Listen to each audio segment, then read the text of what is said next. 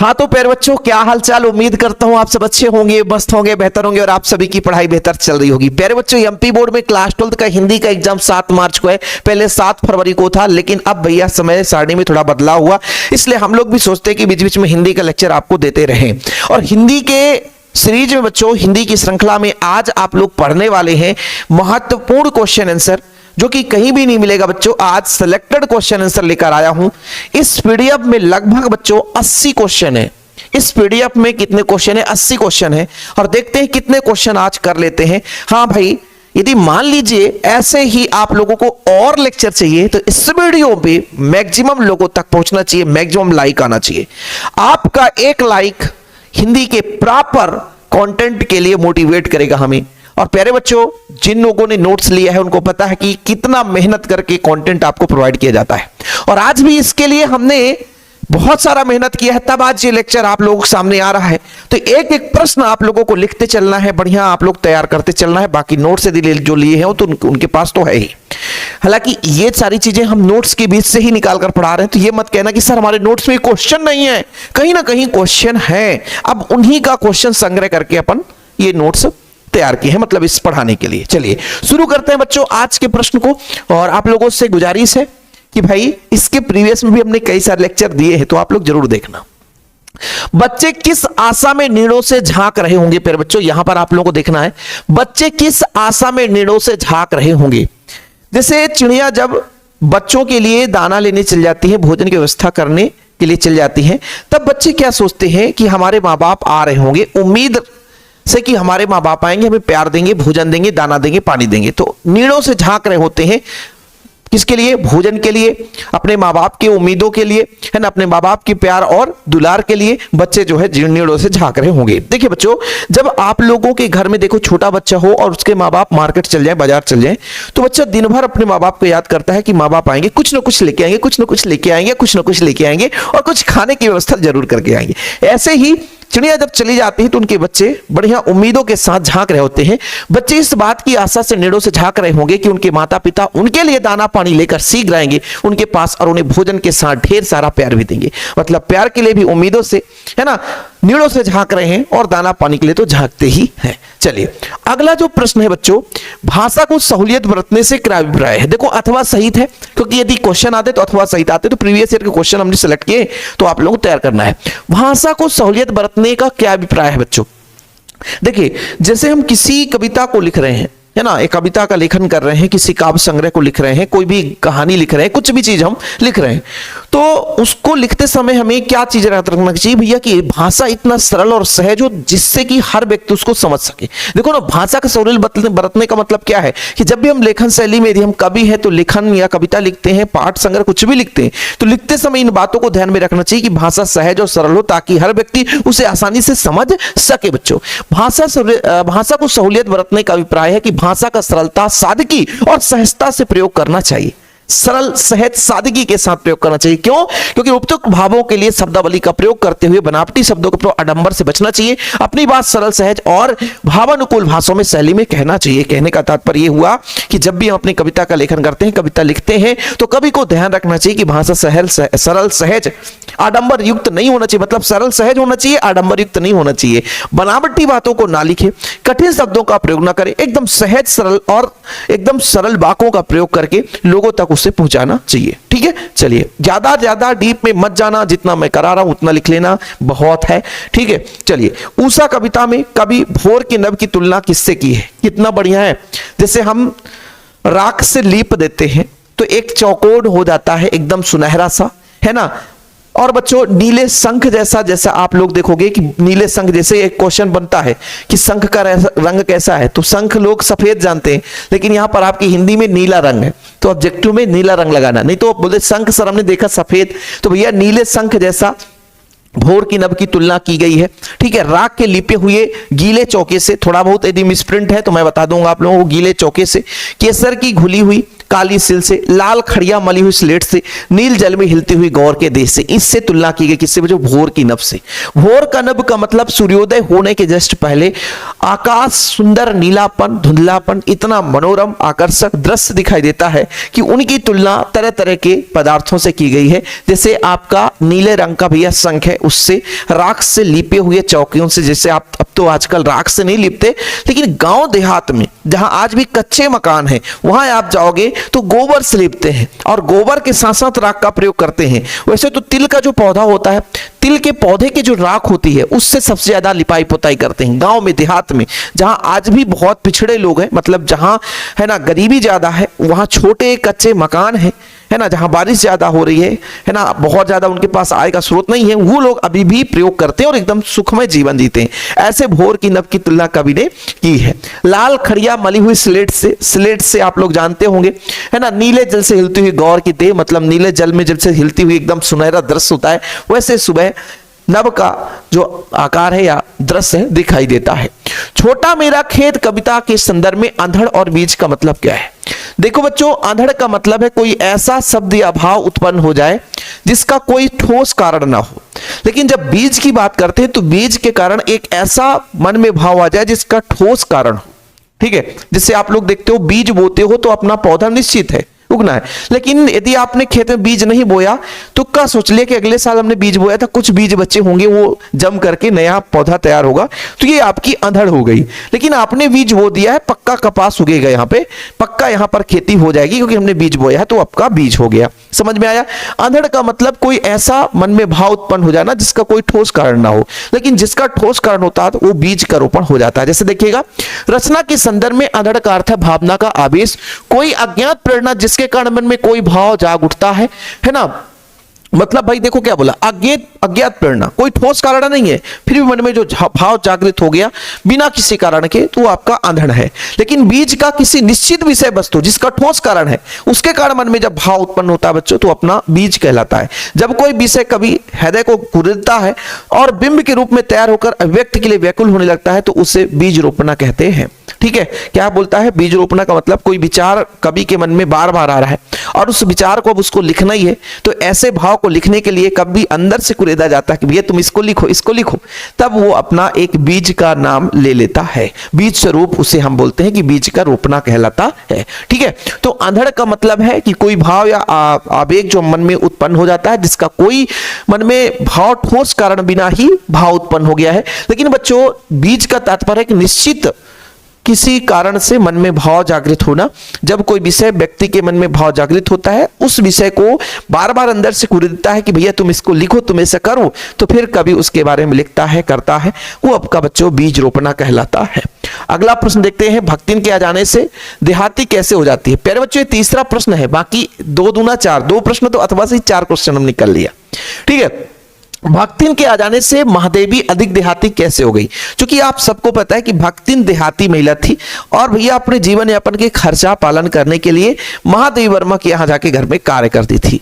लेकिन वो महादेवी वर्मा की इतनी ख्याल रखती थी कि सुबह क्या खाना है, शाम को क्या खाना है, आपको कौन से खाना खाने से नुकसान है, कौन से खाना नहीं खाना चाहिए, सुबह सुबह उठकर टहलना चाहिए, गर्म पानी का सेवन करना चाहिए, मधुमेह जैसे रोगों से बचने के लिए मीठे चीजों का सेवन नहीं करना चाहिए। इस तरीके से कई प्रकार की चीजों को ख्याल में रख करके महादेवी की सेवा की, जिससे प्रभावित होकर के महादेवी जो है भक्तिन की तरह बन गई और गांव के रहन सहन, गांव के खान पान, गांव के बोलचाल में ही ढल गई। समझ रहे ना? क्वेश्चन आया करता है, इससे क्वेश्चन फिक्स है, आना ही आना है। भक्तिन से क्वेश्चन आता ही आता है बच्चों, तो आप लोग अच्छे तरीके से समझ लेना, भक्तिन से क्वेश्चन आना ही आना है। देखो, भक्तिन देहाती महिला थी, भक्तिन जो सेविका थी वो देहाती महिला थी, गांव की रहती थी, गांव की रहने वाली थी। शहर आकर उसके स्वयं के कोई परिवर्तन नहीं किया। उन्होंने कहा हम गांव से हैं, गांव में जैसे खाते पीते तो वैसे ही खाएंगे, जैसे रहन सहन था वैसे ही रहेगा, जैसे बोलचाल था बच्चों वैसे ही रहेगा। ठीक है, बल्कि दूसरों को भी अपने अनुसार ढालना चाहा, मतलब वो अपने आप को परिवर्तित नहीं करती थी, बल्कि दूसरे को अपने अनुसार वो चाहती थी कि वो ढले। उसने लेखिका का मीठा खाना बिल्कुल बंद कर दिया। मीठा खाना क्यों बिल्कुल बंद कर दिया? क्योंकि भैया यदि आप मीठा खाओगे तो मधुमेह, इन शुगर जैसी बीमारी आपके अंदर हो जाएगा, मधुमेह नहीं कम होगा, तो मीठा खाना बिल्कुल कह दिया, कम कर दिया। उसने गाढ़ी दाल व मोटी रोटी खिलाकर लेखिका को स्वास्थ्य संबंधी चिंता दूर कर दी। भाई रोटी, जैसे आप लोग फैट की चीजें ज्यादा खाते हो तो शरीर में ज्यादा परेशानी होती है। लेकिन जब मोटी रोटी का सेवन करते हो और बढ़िया उसमें फैट कम होता है ना, वहां पे मीठा आइटम कम हो जाता है, प्रोटीन की मात्रा ज्यादा दाल से मिलती है, तो दाल गाढ़ी बना करके खिलाने लग गई, तो उसके अंदर जो मधुमेह, जैसे मान लीजिए आप सिंपल भोजन करते हो तो उतना अंदर फैट शरीर के अंदर नहीं हो तो मधुमेह उतना बीमारी नहीं होगी। लेकिन बच्चों यदि आप फैट वाली चीज ज्यादा खाते हो, मीठी चीज ज्यादा खाते हो, तो अंदर परेशानी होती है। अब लेखिका को रात को मकई का दलिया, सुबह मट्ठा, तिल लगाकर बाजरे से बनाए हुए ठंडे पुए, ज्वार के भुने हुए भुट्टे के हरे भरे दानों की खिचड़ी, सफेद महुए की लपसी मिलने लगी। इन सबको वह स्वाद से खाने लगी। इसके अतिरिक्त उन्हें महादेवी को देहाती भाषा भी सिखा दिया। इस प्रकार महादेवी वर्मा देहाती हो गई। ठीक है, समझ में आया कि भक्तिन जो है गांव की रहने वाली थी, बिल्कुल ग्रामीणी, और ग्रामीण की रहने वाली थी तो ग्रामीण के आधार पर चलती थी, ग्रामीण के खान पान, ग्रामीण के बोलचाल सब कुछ थी। अब जैसे ही महादेवी वर्मा की सेवा करने आई तो पहला काम तो उन्होंने किया, मीठा खिलाना बंद कर दी कि भैया मीठा मत खाओ, मीठा खाने से परेशानी होती है, तो मीठा खाने से मधुमेह जैसे बीमारी से परेशानी दूर हो गई। सुबह सुबह उठना तो भैया रोटी, मोटी रोटी और दाल के साथ लपेट कर खिलाना, वो बाजार की चीजें कम से कम वस्तुओं का प्रयोग करना, तरह तरह के देहाती चीजों को सेवन कराना, जिससे वो लेखिका जो है ना, जो महादेवी है, वो और ज्यादा देहाती खानों को पसंद करने लगे। क्योंकि आप लोग भी जानते हैं कि जब आप जिस चीज को देरी पहले शुरू में खाते हो वो पसंद नहीं आता है। जैसे हम पहले, जैसे मान लीजिए मार्केट की चीजों को, जैसे मान लीजिए कहीं पे मोमोज दिख लिए, मुझे गीला गीला कैसा लगता है यार, मजा नहीं आता। एक दो बार खाए, तीन बार खाए, जब अरे भैया पसंद ना ले पर फ्राई करके दे दो, तो फ्राई करके खाने लगे, तो वो पसंद आ गया, धीरे धीरे धीरे करके पसंद आ जाता है। ऐसे ही महादेवी वर्मा रहने वाली तो शहरी थी, लेकिन भक्तिन के आ जाने से जो गांव की खान पान है वो लगातार उसको सेवन करने के कारण उसको आदत बन गया।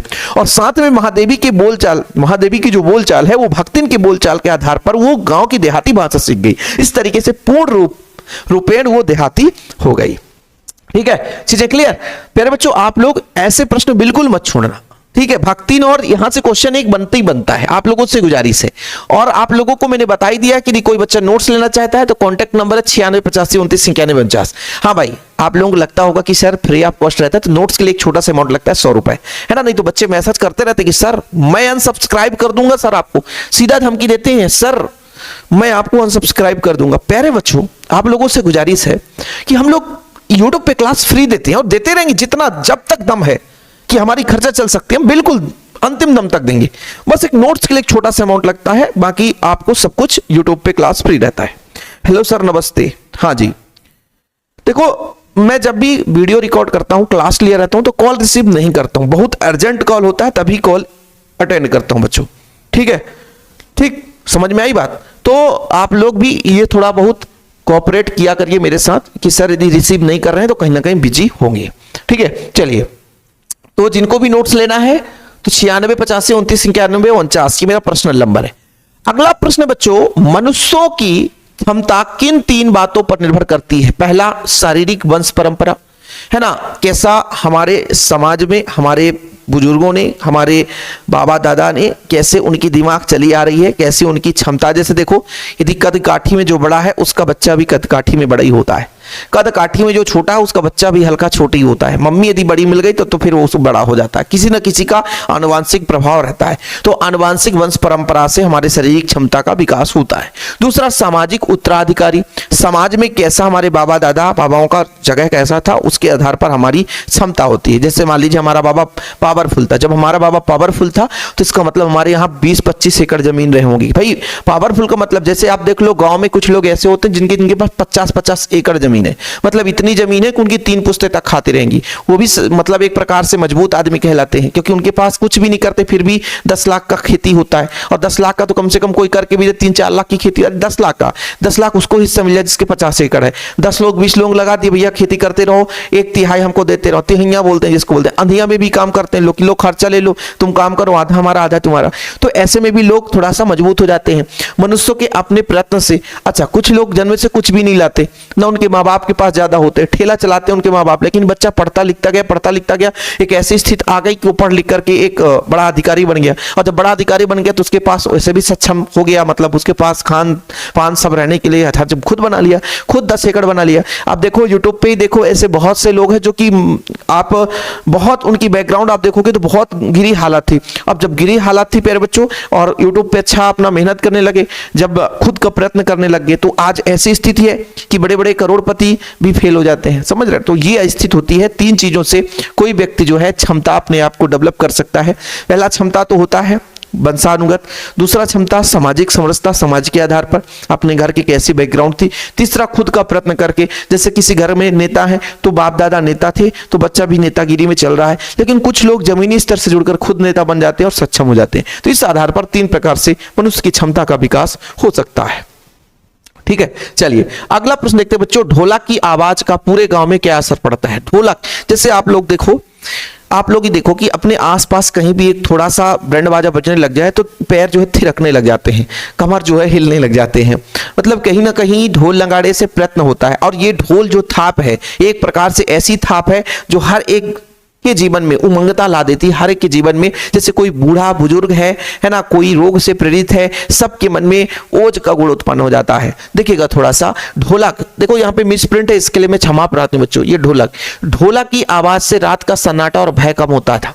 महामारी से पीड़ित अधमरे लोग नसों में एक उत्तेजना सी फैल जाती थी। जैसे ही है ना ढोलक की आवाज बजती थी, थोड़ा सा अंदर से उमंगता आ जाती थी। बच्चे बूढ़े जवान सबके आंखों में सामने दंगल और दृश्य का उत्साह सामने लगता था। दंगल का ढोलक जानते होंगे, ताल बजता है, लोग थाप देकर के बढ़िया लड़ते हैं। दंगल का खेल देखना कभी आप लोग बच्चों, है ना। यद्यपि है बच्चों, यद्यपि भरने वाली जो मरने वाले रोगी या मरने वाले रोगी मौत से बच नहीं पाते थे, किंतु उन्हें जीते और मौत का भय का सताना बंद कर देता तो वे आराम से मर सकते थे। इस प्रकार ढोलक की आवाज उनके जीवन में कष्ट को कम करने में सहायता मिलती है। कुल मिलाकर के जिनको मरने की है ना अंतिम इच्छा थी कि भैया अब हम मर जाएंगे, डर थी, लेकिन बच्चों अब वो ढोलक की आवाज सुन करके उससे भी थोड़ा सा भयभीत नहीं होते और उनसे डर समाप्त हो जाता है।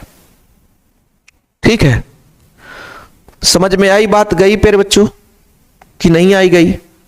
आई और गई, कुछ तो आई कि ढोलक की आवाज से भाई जो महामारी है, महामारी जैसे रोग भी दूर हो जाता है। अंदर जो बीमार व्यक्ति है उसके अंदर में जो नसें हैं वो भी एकदम जो खून से जाम थे वो एकदम चलने लग जाते हैं, अंदर से जोश और जुनून हो जाता है। ठीक है, दंगल के सामने उत्साह। देखो दंगल एक ऐसा खेल है जो एकदम थाप दे करके कुश्ती लड़ते हैं और कुश्ती का ढोल बजते ही लोगों के मन में उमंगता आ जाती है। यहाँ पर ढोल का तात्पर्य वो ढोल नहीं है कि घर में बैंड बाजा बजा कर नाच लो, है ना। जबकि बैंड बाजा बजने से, बैंड बाजा आप जानते होंगे ना देसी, उसके बजने से लोग नाचने लग जाते हैं। तो यहाँ तो भैया ढोल है और ढोल नगाड़ा बजेगा जहां पे दंगल की है, तो दंगल की जो हुंकार है वो मन में सबके ओज ला देता है, प्रेरणा ला देता है बच्चों। चलिए ये प्रश्न आप लोग तैयार कर लेना। अगला 2 देखते हैं बच्चों, लेखक ने शिरीष को कालजयी अवधूत क्यों माना है। बच्चों कालजयी अवधूत का संज्ञा क्यों दिया जाता है? क्योंकि शिरीष एक ऐसा वृक्ष है जो भरी दोपहरी या कड़ी धूप में भी खिला रहता है ना। बसंत के सीजन में आता है और बारिश के पहले तक रहता है। यानी इस समय क्या होता है, सबसे गर्म मौसम होता है और इस गर्म मौसम में शिरीष एकदम मुस्कुराते हुए, है ना, एकदम लहलहाते हुए खिलता हुआ नजर आता है। इसलिए इसे कालजयी अवधूत कहा जाता है। कि कालजयी का अर्थ है काल को जीतने वाला, काल को जीतने वाला, यानी सामने मृत्यु हो फिर भी उसके सामने हम डटे हैं। वृक्ष ऐसा है कि सामने कड़ी धूप है कि हर एक पौधा मुरझा रहा है, सूख रहा है, पत्ते गिर जा रहे हैं मुरझा करके, लेकिन शिरीष का फूल एकदम लहलहाता हुआ खड़ा हुआ है। लंबे समय तक जीवित रहने वाला, कालजयी अवधूत का कालजयी का मतलब जो लंबे समय तक जीवित रहता है। अवधूत ऐसे फक्कड़ साधुओं को कहते हैं जो विपरीत कठिन परिस्थितियों में साधना करते हैं। मतलब जैसे अच्छा बर्फबारी चल रहा है और वहां पर के अभी एक वीडियो वायरल हुआ था, वास्तव में सही है कि नहीं, कि एक महात्मा जी है, यहां से बर्फ ढका हुआ है, यहां से बर्फ है, यहां से बर्फ, केवल सिर है और भगवान को जाप कर रहे हैं। तो ऐसे वो कहलाते हैं, क्या कहलाते थे? फक्कड़ साधु, है ना। महान तपस्या। अब एक वीडियो वायरल हुआ था इसके पहले कि एक कांटे पर बाबा जी सोए हुए हैं, कांटे पर बाबा जी सोई हुई हैं। अब पता नहीं कांटा चुभता है कि नहीं चुभता, और भगवान का नाम ले रहे हैं, पैसे ढेर सारे उनको मिल रहे हैं। तो वो हम उनके फक्कड़ साधु कहते हैं। 10-10 दिन बिना खाए पिए निर्जला बढ़िया व्रत बैठे हुए बाबा जी महाराज जी, तो फिर ऐसों को फक्कड़ साधु कहते हैं। एक नर्मदा माँ के, नर्मदा मैया जिसे बोलते हैं नदी, उन्हीं का केवल जल का सेवन करते हैं एक महाराज जी, मुझे पता नहीं है। और वो भोजन, ऐसा लोग कहते हैं कि अन्न या भोजन का सेवन नहीं करते, केवल नर्मदा मैया का पानी पीते हैं। नर्मदा जो नदी है उसी का पानी पीते हैं। और वो मतलब पर्यावरण संरक्षण के क्षेत्र में बहुत ज्यादा, मतलब पेड़ पौधों को कोई काट देता है तो उसके प्रति वो बहुत, है ना, अपना दुख मतलब व्यक्त करते हैं। तो ऐसे लोग जो है वो फक्कड़ साधु हैं। और कालजयी है जिस जीत लेने वाला, मृत्यु भी सामने है उसे जीत लो, है ना।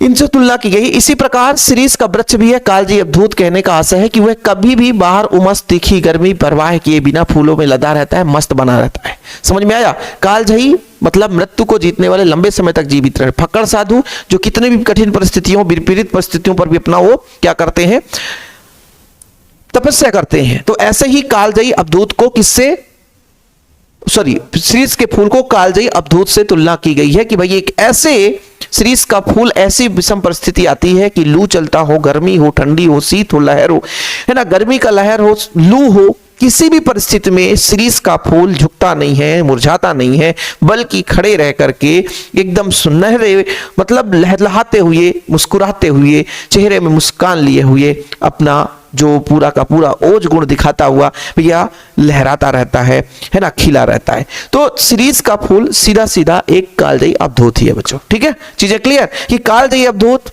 जो कि विषम परिस्थिति में फक्कड़ साधु जैसे बोलते हैं। अवधूत का मतलब यही है कि फक्कड़ साधु जो विषम परिस्थिति में सेवन करते हैं, मतलब विषम परिस्थिति में भी तपस्या करते हैं। और ऐसी ही हमारे पास क्या है, शिरीष का फूल, जो चाहे लू हो, सर्दी हो, गर्मी हो, उमस हो, कैसा भी स्थिति हो, लेकिन वो बिना मुरझाए हुए क्या है, लहलहाते रहता है, मस्त बना रहता है। चलिए अगला देखते हैं बच्चों। कविता के प्रति लगाव से पहले उसके बाद अकेलेपन में प्रति लेखक का क्या बदलाव आता है। देखो, जब प्यारे बच्चों कविता को हम नहीं लिखते, जब हमारा जीवन व्यस्त नहीं रहता, तो हमारा मन इधर उधर भटकता है।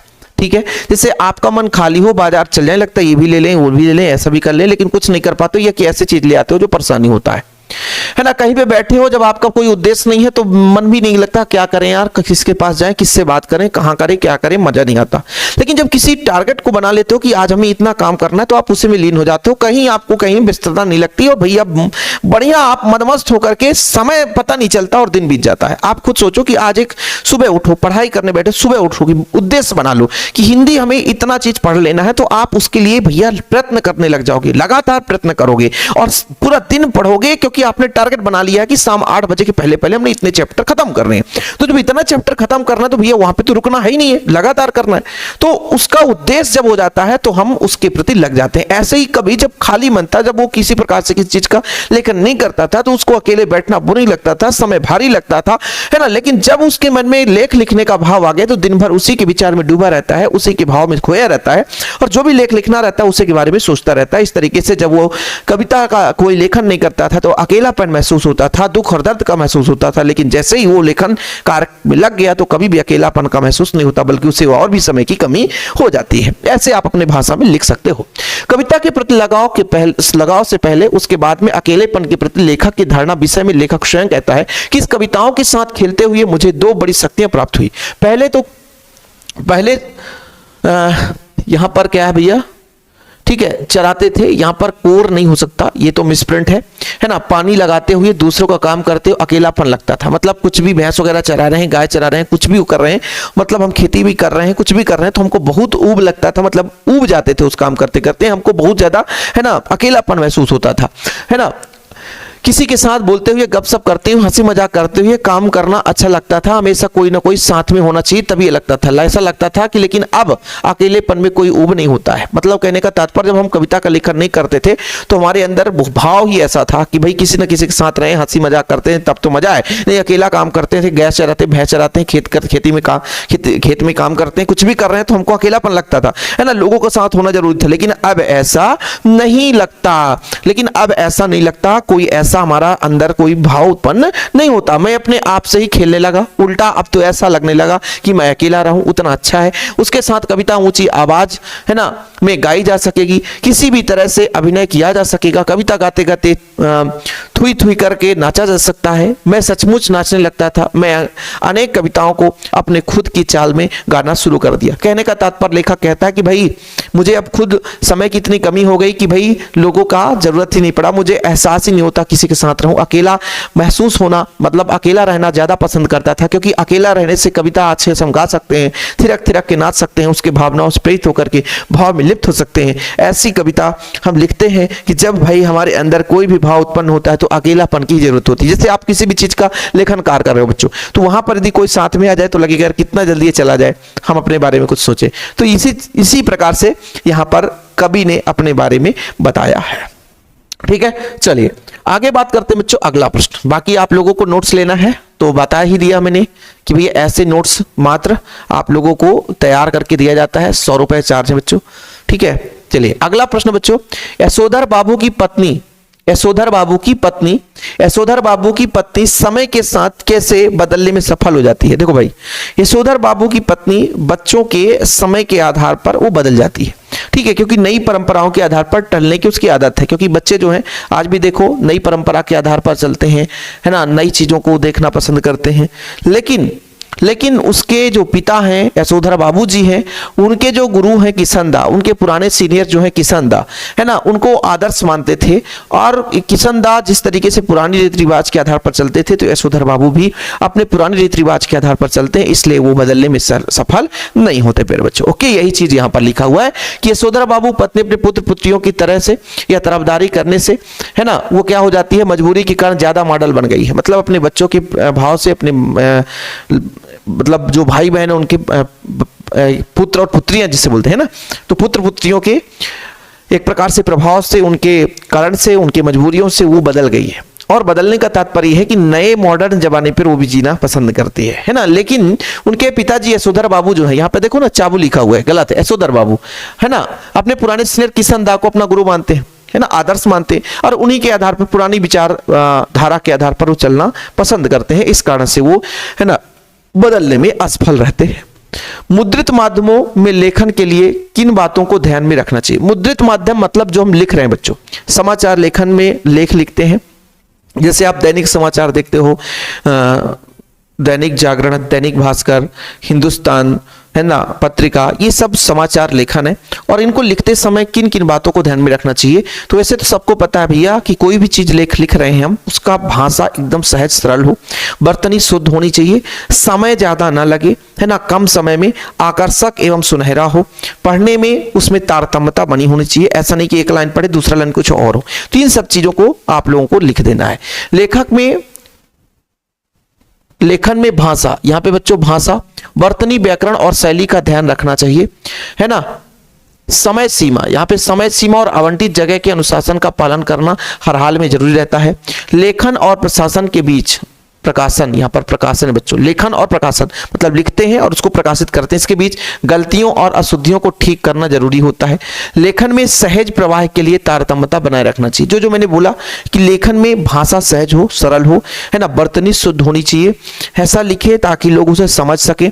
जिस भी भाषा का प्रयोग करें लोगों में समझ आना चाहिए, व्याकरण में शुद्धियां होना चाहिए, कठिन शब्दों का समावेश ना हो और तारतम्यता बनी होनी चाहिए, कम शब्दों में लिखा जाना चाहिए। ठीक है बच्चों, चलिए अगला देखते हैं प्रश्न बच्चों, समाचार के मुख्यतः कौन से 6 सवाल होते हैं। समाचार के मुख्यतः कौन से 6 सवाल होते हैं। जैसे बच्चों हम किसी से पूछते हैं कि क्या कर रहे हो, हम पूछते हैं कहां जा रहे हो, किसको देना है, कैसे देना है, कब देना है। तो ये कौन, कहां, कब, कैसे, क्यों, किसको, ये सब क्या हो जाता है, समाचार लेखन के प्रकार, एक प्रकार से इसे हम ककार कहते हैं। ठीक है, जैसे बच्चों आपने कहा क्या देना है, जैसे यहां पर देखो पहला हो गया क्या देना है, कौन आया है, कहां देना है, कब देना है, क्यों देना है, कैसे देना है। तो कितने हो गए बच्चों, 6, 1 2 3 4 5 6। ऑब्जेक्टिव भी पूछा जाता है कि समाचार लेखन के कितने ककार होते हैं, तो 6 ककार, या कितने प्रकार होते हैं, तो 6 प्रकार होते हैं, याद रखिएगा। ठीक है, तो इस तरीके से मुख्यतः 6 सवालों का जवाब देने के लिए समाचार लेखन जरूरी रहता है। अगला जो प्रश्न है प्यारे बच्चों, करुण रस। करुण रस का उदाहरण आपको अपने से लिखना है। बाकी मैं इसकी परिभाषा बता देता हूं कि जैसे आप लोग किसी भी रस की परिभाषा दे रहे हो, जैसे श्रृंगार रस का ही देते हो बच्चों, तो सहृदय के हृदय में रति नामक स्थायी भाव का विभाव, अनुभाव और संचारी भाव से संयोग हो जाता है, वहां पे श्रृंगार रस होता है। जैसे आप करुण रस दोगे बच्चों, तो करुण रस का शोक होता है, तो सहृदय के हृदय में शोक नामक स्थायी भाव का विभाव, अनुभाव और संचारी भाव से संयोग होता है, वहां पे करुण रस होता है। ऐसे आप किसी भी रस का उदाहरण दे सकते हो बच्चों, किसी भी रस का उदाहरण दे सकते हो। जैसे आप लोग दे दो वीर रस का, तो सहृदय के हृदय में वीर का स्थायी भाव उत्साह होता है बच्चों, सहृदय के हृदय में उत्साह नामक स्थायी भाव का विभाव, अनुभाव, संचारी भाव संयोग होता है, वहां पर अपना वीर रस होता है। ओके, चीजें क्लियर पर बच्चों। तो इस तरीके से करुण रस का आप लोग, है ना, परिभाषा दे सकते हैं। सहृदय के हृदय में शोक नामक स्थायी भाव का विभाव, अनुभाव, संचारी भाव संयोग होता है, वहां पे करुण रस होता है। एग्जाम्पल आपको स्वयं करना है बच्चों, एग्जाम्पल आपको स्वयं करना है। विरोधाभास अलंकार, विरोधाभास अलंकार किसे कहते हैं बच्चों, विरोधाभास ऐसा लगे लगे कि विरोध हो रहा हो, जबकि वास्तविक विरोध ना हो, उससे विरोधाभास अलंकार। किसी काव्य संग्रह को पढ़ते हैं तो उसमें ऐसा लग रहा है विरोध हो रहा है, जबकि वास्तविक विरोध ना होता हो बच्चों, वो आपका विरोधाभास अलंकार होता है। क्या होता है? विरोधाभास अलंकार होता है। या अनुरागी चित्त को गति समझे नहीं कोई, जो जो बूढ़े श्याम रंग त्यों त्यों उज्जवल हो। जैसे जैसे बूढ़ापन आता है, श्यामलता बढ़ती जाती है, उतने उज्जवलता होती है। क्या कोई काला होगा तो क्या उज्जवल होगा? बिल्कुल विरोध है ना। लेकिन ये विरोध नहीं है, ये वास्तविक विरोध नहीं है, ये केवल दिखने में कि जो जो बूढ़े श्याम रंग, यानी भगवान श्री कृष्ण जी को बोलते हैं जैसे श्यामलता आती है, जैसे जैसे बड़े होते हैं वैसे वैसे उनकी चमक बढ़ती जाती है। उज्ज्वलता का मतलब चमक बढ़ती है। तो श्री कृष्ण जी के बारे में बात की जा रही है तो उनकी वास्तविकता में चमक बढ़ती है, विरोध तो। लेकिन शब्द ऐसा लगता है कि कोई बुढ़ा होता जा रहा है, और बुढ़ा होता जाता है श्यामलता भाई उज्ज्वलता होती है, सारा काला होता जा रहा है, उस उज्ज्वल कैसे होगा? तो ये लगने में विरोध लग रहा है, लेकिन वास्तविक में विरोध नहीं होता बच्चों। अपना क्या कहलाता है? क्या कहलाता है बच्चों? विरोधाभास अलंकार। तो ये कौन सा प्रश्न था अपना? प्रश्न क्रमांक बताओ बच्चों। प्रश्न क्रमांक अपना 9 था, है ना। अभी 7 है, यानी 14 प्रश्न हो चुके। 7 और 2 का गुणा अथवा सहित 14 प्रश्न हो चुके हैं बच्चों, ठीक है। और ये सारे पीडीएफ नोट्स में मिल जाएंगे। आप जो बच्चे नोट्स लेंगे तो इसको भी मैं शेयर कर दूंगा, लेकिन इसमें कहीं कहीं थोड़ी थोड़ी त्रुटियां हैं, मिसप्रिंट है। हालांकि नोट्स में इतने में क्वेश्चन ऐड कर रखा हूं कि इनको मतलब आप लोगों को एक्स्ट्रा पढ़ने की जरूरत नहीं पड़ी, वो नोट्स में ही सारा चीज समझ रहता है। नोट्स से ही इनको ऐड करके मैं पढ़ा रहा हूं, ठीक है, ताकि आप लोगों की बेहतर तैयारी हो सके। इसलिए कहता हूं बच्चों कि मात्र 100 रुपए यार, एक दिन यदि मार्केट चल जाओगे, 2 दोस्त के बीच में एक चाउमीन भी खा लोगे तो खत्म हो जाएगा, लेकिन वो 100 रुपया से इतना बढ़िया नोट्स मिल जाएगा कि शायद आप लोग जीवन में वो 100 रुपया भैया कितना भी खर्च कर लो, लाखों रुपए खर्च कर लो, लेकिन एक अंक एक्स्ट्रा नहीं मिल सकता है।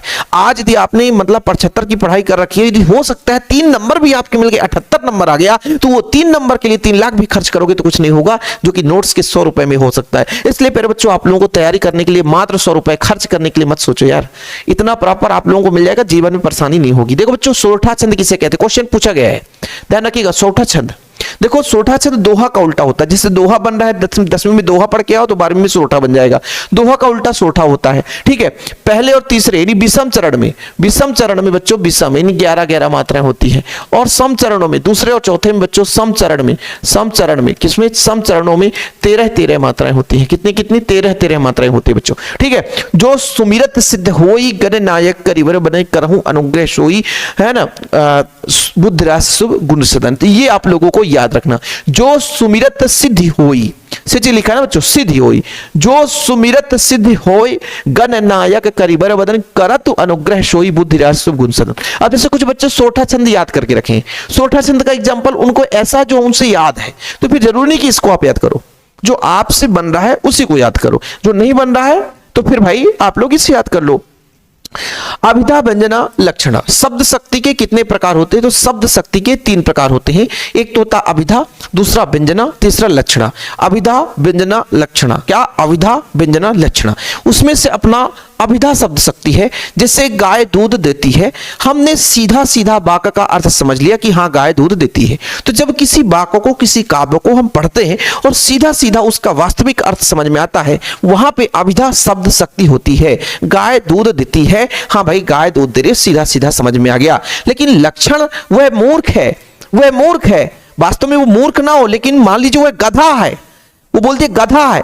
क्या कोई व्यक्ति गधा हो सकता है, लेकिन उसका लक्षण गधा जैसा है, तो वहां लक्षणा हो जाता है। समझ में आई बात? वह गधा है, कोई गधा होता नहीं है, लेकिन उसकी तुलना गधा से कर दी गई कि वो गधा है। और जब गधा कह दिया गया, वो क्या है? गधा है, तो बताओ कोई गधा हो सकता है? तो वहां पे लक्षणा शब्द शक्ति आ जाता है बच्चों। तो अभिधा में तो सीधा सीधा जैसा वाक्य वैसा अर्थ, सीधा सीधा संबंध, वो अभिधा शब्द शक्ति होता है। मुहावरा क्या है बच्चों? मुहावरा वाक्य का एक छोटा सा भाग है, जो कि वाक्य के साथ जुड़ करके वाक्य का अर्थ बदलता है। लेकिन लोकोक्ति जो है बच्चों, अपने आप में एक पूर्ण वाक्य होता है, इसमें किसी वाक्य को जोड़ने की जरूरत नहीं है। लोगों की उक्ति, जब एक किसी शब्द को बड़े क्षेत्र में बोले जाने लग जाए, उसको हम लोकोक्ति कहते हैं। लोगों की उक्ति बन जाए, किसी बात को समझाने के लिए कोई एक ऐसा शब्द जो अधिक से अधिक लोगों तक उसको प्रयोग किया जाए, वो लोकोक्ति कहलाता है, ठीक है। जबकि बच्चों हम मुहावरे की बात करते हैं, एक छोटा सा वाक्यांश जो वाक्य में जुड़ करके पूर्ण होता है। अपने आप में पूर्ण नहीं होता है जब तक वाक्य में न जुड़े। लोकोक्ति अपने आप में पूर्ण होता है। 2 अंतर याद करना है। लोकोक्ति पूर्ण वाक्य होता है, जबकि मुहावरा वाक्य का अंश होता है, एक छोटा सा भाग होता है। मैंने आपको बताया लोकोक्ति लोक प्रचलित उक्ति है, लोगों में प्रचलित उक्ति है। जब एक छोटा सा वाक्य या कोई कहावत है तो उसको बड़े से क्षेत्र में लोगों के द्वारा बोला जाता है, वो लोगों की उक्ति बन जाती है। जो भूतकाल का लोक अनुभव होता है, यानी पहले जो भी कोई घटना घटी तो उससे संबंधित अनुभव तत्व होता है, वो लोकोक्ति कहलाता है। जबकि बच्चों मुहावरा अपने रूढ़ अर्थ के लिए प्रसिद्ध होता है, मतलब उस शब्द कुछ और होता है, उसका अर्थ अलग निकलता है, इसलिए मुहावरा प्रसिद्ध होता है। पूर्ण इकाई होने के कारण लोकोक्ति में किसी प्रकार का परिवर्तन नहीं होता, मतलब लोकोक्ति में परिवर्तन नहीं करते, जो कहते हो लिख करके बोल देते हैं।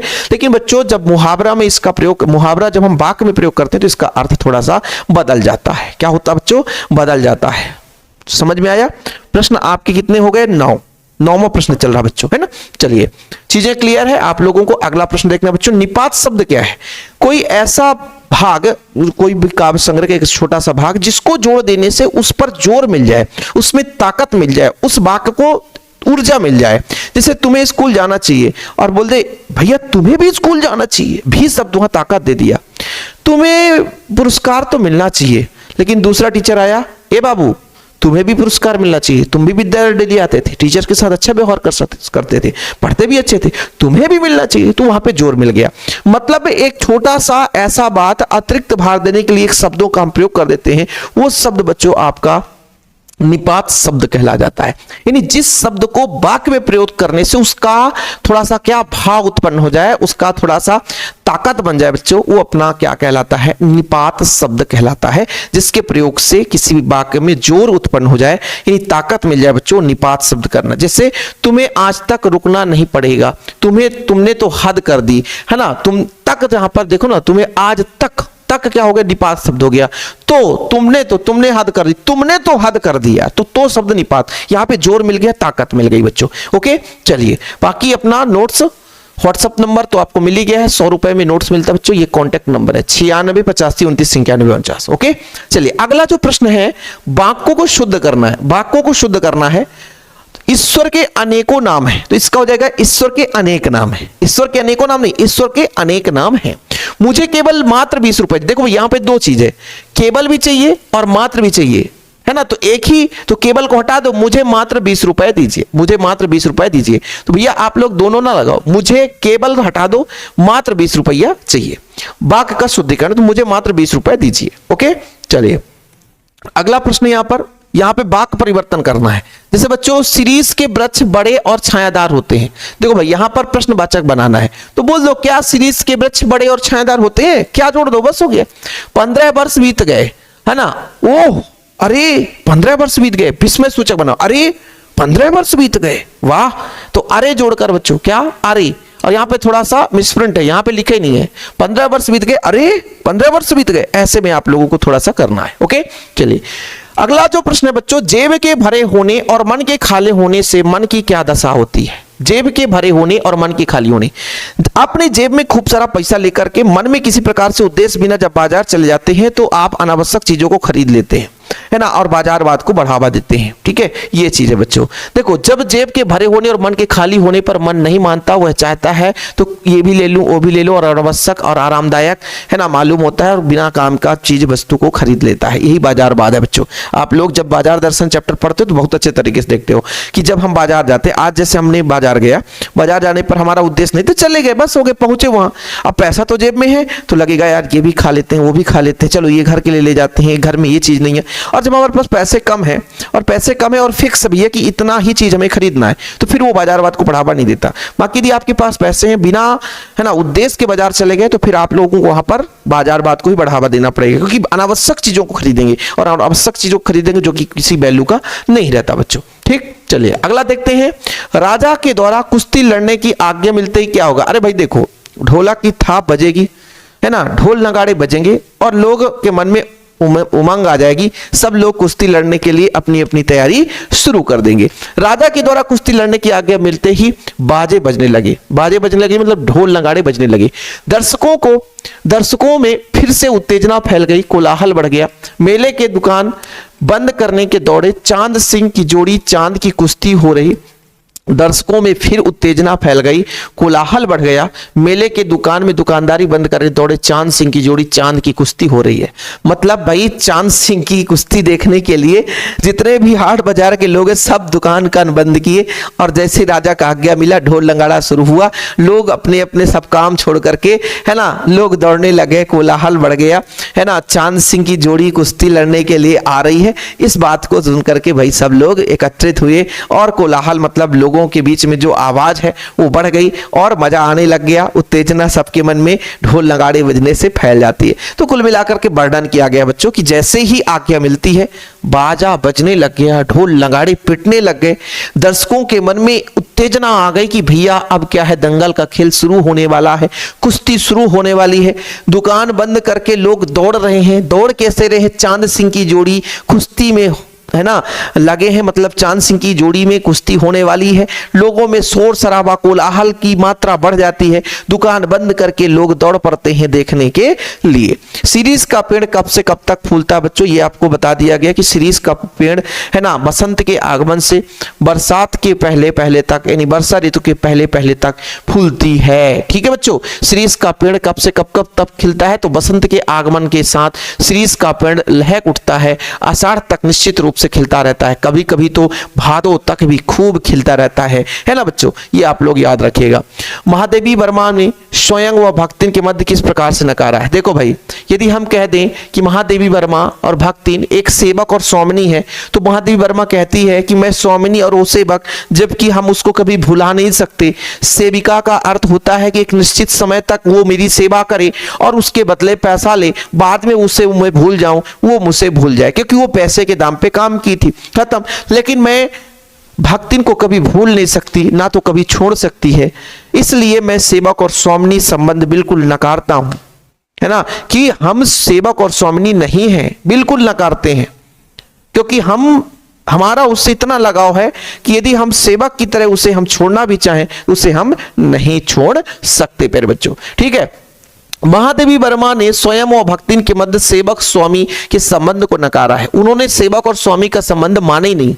क्यों? क्योंकि उतना लगाव है कि यदि हम सेवक और स्वामी की जैसा बीच में व्यवहार दर्शाएं तो वो हमारे पास संभव नहीं है, क्योंकि भक्तिन से असंतुष्ट होने पर भी वह सेवा से हटा नहीं सकती। उसका कहना है कि इससे हम थोड़ा सा परेशान भी हो जाएंगे, लेकिन उसको हम छोड़ नहीं सकते, और भक्तिन भी उसे नहीं छोड़ सकती, है ना। और भक्तिन भी इतना प्रेम व्यवहार दे सकी है, इतना प्रेम व्यवहार लगा ली है कि वो महादेवी वर्मा को छोड़ नहीं सकती। इसलिए सेवक और स्वामिनी यदि हम बोलें तो ये संबंध बिल्कुल गलत है। इस चीज को उन्होंने क्या है, नकारा है। चलिए, लेखक के पिता ने आनंद को पाठशाला भेजते समय क्या शर्त रखी? लेखक के पिता ने, अच्छा, लेखक क्या है, बचपन से ही पढ़ने लिखने में रुचिकर थे, पढ़ाई लिखाई में अग्रणी थे, पढ़ना लिखना चाहते थे, लेकिन उसमें उनके 5वीं तक पढ़ाई करने के बाद उनके पिताजी ने उनका पढ़ाई बंद करवा दी। सबसे पहले उन्होंने अपने माँ से जिद किया और कि हमें विद्यालय जाना, हमें पढ़ाई करना है। उनके पिताजी ने कहा चलो ठीक है, तुमको पढ़ना तो है तो कोई बात नहीं है, तुम पढ़ लेना, लेकिन सबसे पहले तुम्हें खेत जाकर के खेत का काम निपटाना होगा। सुबह जब खेत जाओगे तो अपना बस्ता झोला बैग जो है लेते जाओगे, और खेत में काम करने के बाद उधर से ही विद्यालय चले जाओगे। विद्यालय से आने के बाद आप फिर से बस्ता घर में रखोगे, फिर शाम को काम करोगे। और यदि किसी तरीके से काम किसी दिन भारी पड़ गया, काम ज्यादा हो गया, तो उस दिन तुम्हें विद्यालय एब्सेंट होना पड़ेगा। इन चीजों को शर्तें रख करके विद्यालय जाने के लिए उनके पिताजी ने माने थे, और यही शर्त उनका था। अच्छा, पहले के जो लोग होते थे वो ज्यादा पढ़ाई पर ध्यान नहीं देते थे। जैसे हमारे बाबा जी खुद जो हम हैं, हमारे बाबा जी कुछ भी पढ़े लिखे नहीं थे, कुछ भी नहीं पढ़े लिखे थे, क्योंकि पहले की जो स्थिति थी वो पढ़ाई लिखाई से ज्यादा खेती पर डिपेंड थे। उनका मानना था कि पढ़ाई लिख करके बाहर चल जाओगे, हमारे घर के काम आओगे नहीं, और घर में रहोगे तो घर में भी काम करोगे, अपने माँ बाप को भी भोजन दोगे। यह स्थिति पहले की थी। अच्छा, खुशहाली जीवन था, सुख सुविधाएं, सुख जीवन था, उतना सुविधा नहीं था, लेकिन जितना सुविधा था उसमें खुशी थी। लेकिन आज सुविधा ज्यादा है लेकिन दुख ज्यादा है। जितनी ज्यादा सुविधाएं उतनी ज्यादा दुख के कारण बनते हैं। आज अब देखो, पहले का जो भोजन होता था एकदम शुद्ध देसी होता था, है ना, और किसी प्रकार से रोग उतना ज्यादा उत्पन्न नहीं होता था। लेकिन आज के डेट में देख लो, घर में यदि 10 सदस्य हैं, 10 में से 5 बीमार हैं, किसी न किसी तरीके से एलोपैथिक या आप लोगों का आयुर्वेदिक या कई प्रकार से जड़ी बूटियां कुछ ना कुछ वो सेवन कर ही रहे हैं। किसी के घुटने में दर्द, किसी के जोड़ों में दर्द, किसी के पेट में दर्द, किसी को गैस का प्रॉब्लम, किसी को बीपी का प्रॉब्लम, किसी को शुगर का प्रॉब्लम, किसी को मसूड़े की प्रॉब्लम, सिर का दर्द, मतलब तरह तरह की बीमारियां लोगों में है, व्याप्त है। और पहले ना इतनी दवाइयां होती थी, ना इतना बीमारियां, ना इतनी ज्यादा परेशानी होती थी। खेती कम होता था लेकिन मतलब पौष्टिक चीजें होती थी। अब उसी खेत से हम कितना चीज उगाते हैं। तो यही कारण था कि भाई लेखक जो है, लेखक के जो पिता है वो आनंद को पाठशाला भेजने से कतराते थे और उनका मानना था कि पहले काम करो, इसके बाद आप पाठशाला जाओगे। तो तमाम शर्तें आप यहाँ पर देख सकते हो। लेखक के पिता आनंद को पाठशाला नहीं भेजना चाहते थे। जब आनंद कक्षा 5वीं में पढ़ रहा था तो उन्होंने पढ़ना बंद कराकर उन्हें खेतों में काम करने में लगा दिया था। बालक को पाठशाला भेजते समय उन्होंने कुछ शर्त रखी थी कि भैया क्या रखी थी कि खेत पर जाकर पानी देना होगा, दूसरे काम करने होंगे, है ना। सुबह खेत में जाते समय बस्ता साथ में ले जाना होगा, 11 बजे खेत में जाकर पाठशाला पहुंचो, छुट्टी के बाद बस्ता रखकर खेत में आओ, घंटा भर ढोर चराना, है ना। कभी खेतों में ज्यादा काम हुआ तो पाठशाला में नहीं जाना होगा, छुट्टी लेना पड़ेगा। इन शर्तों को मंजूरी मानना तभी पाठशाला जा सकते हो। इसके बाद जो अपना अगला प्रश्न बच्चों, मोहनजोदड़ो के घर की विशेषताएं बताओ। ये आप लोग बताओ कैसा।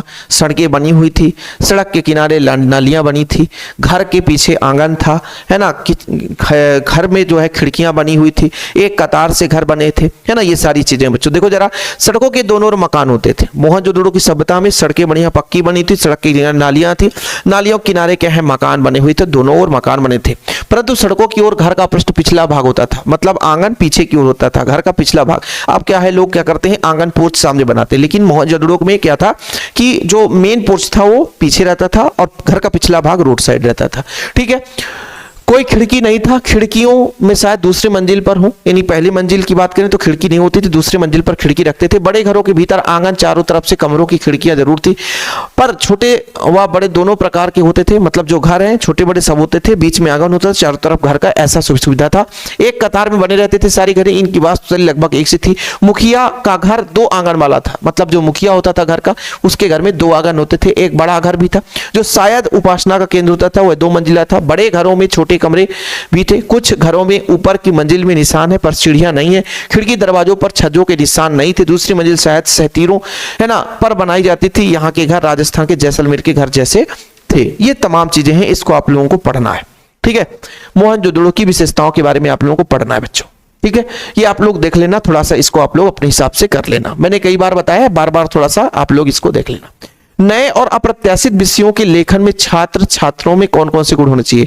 नए विषयों को जब हम लिखते हैं, किसी भी चीज को दे दिया जाता है, जैसे आप लोग जब कॉलेज करते हो तो वहां पर दे देता है कि भैया इस विषय पर आपको लिख के लाना है। तो जब नए विषयों पर लिखते हैं तो लेखन में छात्र के मौलिक अधिकार और व्यक्ति का गुण पनपता है ना, कि अंदर से भाव उत्पन्न होता है कि हम कैसे लिखें कैसे न लिखें।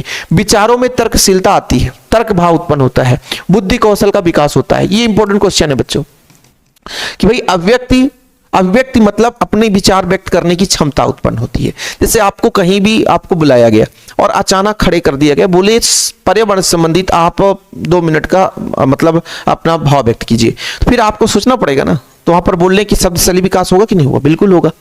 तर्कशीलता, कैसे तर्क देकर के उसको हम समझा सकें, अंदर से विचार व्यक्त होगा। ठीक है। फिर बुद्धि कौशल का विकास, जितने बार किसी चीज को आप बोलते हो, देखो जैसे आप लोगों को मन में लगता होगा ना कि आधी जो एक प्रकार से वक्ता होते हैं वो लगातार क्यों बोलते रहते हैं, वो एक घंटा लगातार बोलते रहते। बड़े बड़े नेता होते हैं लगातार, मोदी जी इतना अच्छा क्यों बोलते हैं, क्योंकि उनका सिर्फ काम बोलना है, बोलने से ही चुनाव में वोट मिलता है। तो नेता इतना अच्छा क्यों बोलते हैं, क्योंकि बोलने का ही कला है।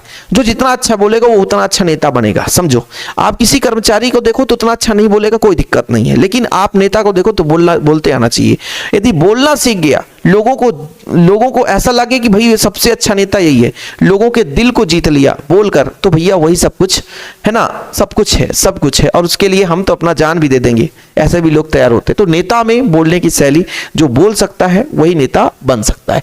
तो नए और अप्रत्याशित विषयों पर लिखने से हमारे अंदर कैसे मौलिक अभिव्यक्ति की भाव उत्पन्न होता है बच्चों, तर्कशीलता आता है, बुद्धि कौशल विकास होता है।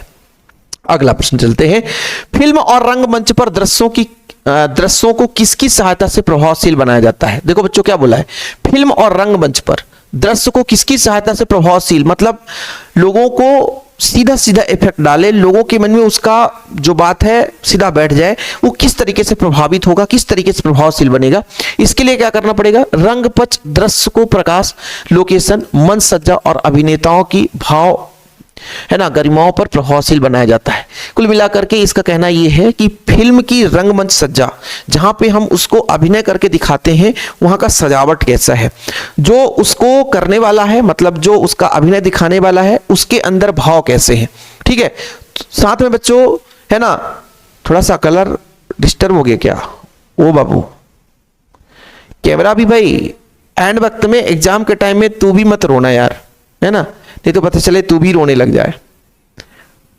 ऐसा नहीं कि तू भी रोने लग जाए, थोड़ा सा कलर ऑटोमेटिक होने लग गया क्या, चलो कोई बात नहीं है, हो जाएगा। ठीक है, तो लोकेशन कहां पे हम उसको रख रहे हैं इस चीज पर भी आपको ध्यान रखना पड़ेगा, मंच सज्जा पर ध्यान रखना पड़ेगा बच्चों, है ना। जो अभिनेता हैं उनकी भी गरिमा कैसी है, कैसे क्या व्यवहार दर्शाते हैं, उन चीजों पर भी थोड़ा सा ध्यान में रखना पड़ेगा, है ना। थोड़ा सा कलर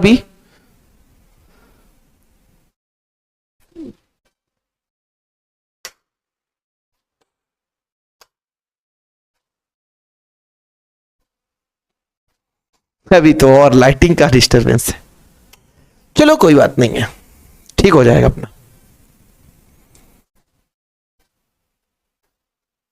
1 मिनट मेरे बच्चों,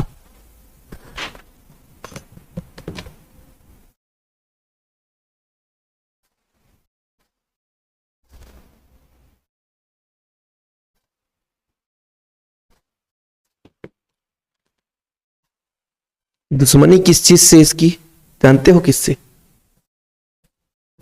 स्वेटर से दुश्मनी होगी क्या? चलो अगला प्रश्न है अपना, वीर रस। वाह, क्वेश्चन सिलेक्टेड बच्चों। वीर रस, वीर रस की परिभाषा उदाहरण सहित दो। वीर रस किसे कहते हैं? वीर रस, वीर रस यदि कोई अपना कविता पढ़ रहे हैं बच्चों और उस कविता को पढ़ने से अंदर में है ना वीरता का भाव उत्पन्न हो जाए, है ना, और अपने देश के प्रति ओज गुण उत्पन्न हो जाए बच्चों, वहां पे वीर रस होगा, है ना। जैसे बुंदेले हरबोलों के मुंह से हमने सुनी कहानी थी, खूब लड़ी मर्दानी हुई तो झांसी वाली रानी थी। ठीक है, वीर रस बच्चों क्या होता है कि जब किसी काव्य रचना या वाक आदि को है ना पढ़ते हैं तो उसमें वीर रस यानी एक प्रकार से वीरता का भाव उत्पन्न हो। और वैसे तो वीर का मतलब होता है उत्साह, वीर रस का स्थायी उत्साह। तो हम जब हम परिभाषा देते हैं रस की, तो सा हृदय के हृदय में उत्साह नामक स्थायी भाव का विभावन भाव और संचारी भाव संयोग होता है बच्चों, वहां पे अपना क्या होता है? वीर रस होता है। सिंपल, इसका उदाहरण हो जाएगा, बुंदेले हरबोलों के मुंह से हमने सुनी कहानी थी, खूब लड़ी मर्दानी में तो झांसी वाली रानी थी। ओके, फिलहाल अभी इतना ही बच्चों, क्लास यहीं पे एंड करते हैं। थोड़ा सा अपना टेक्निकल प्रॉब्लम तो हो जाता है, और आप लोगों को इसमें 80 क्वेश्चन है, नहीं 15 दूना 30 क्वेश्चन तो हमने करा ही दिया है। आगे चलकर अगला लेक्चर आएंगे, थोड़ा सा मैराथन क्लास लाएंगे, उसमें 1 घंटे 1.5 घंटे का, उसमें खत्म कर देंगे अपना पूरा, है ना। चलिए फिलहाल अभी के लिए इतना ही, बाकी सपोर्ट करने के लिए बच्चों आप लोगों को नोट्स जरूरी है, और नोट्स लेकर के आप प्रॉपर तैयारी भी करो। फिलहाल अभी के लिए इतना ही। जय हिंद, वंदे मातरम।